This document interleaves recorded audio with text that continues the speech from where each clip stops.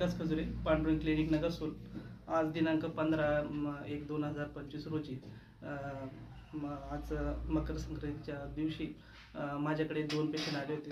दोन्ही पेशंटला एक नायलॉन मांजेने जखमा झालेल्या होत्या। पहिल्या पेशंटचं नाव एक सुलोचना कुडके, त्यांच्या ओठाला थोडीशी जखम झाली होती आणि दुसरं पेशंट आहेत वैशाली कुडके, त्यांच्या गळ्याला थोडीशी डीप जखम झाली होती।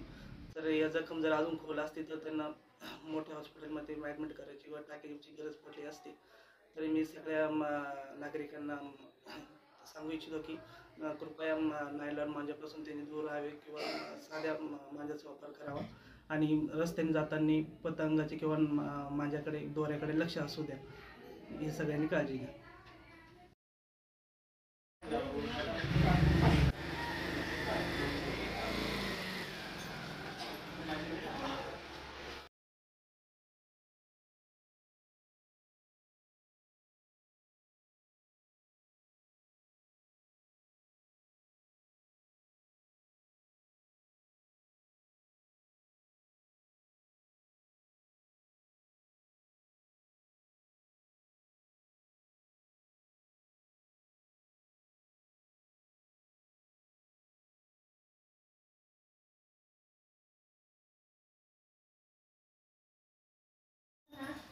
मी यशवंत रामभाऊ कुडके शेतामध्ये फार्म हाऊसमध्ये राहतो।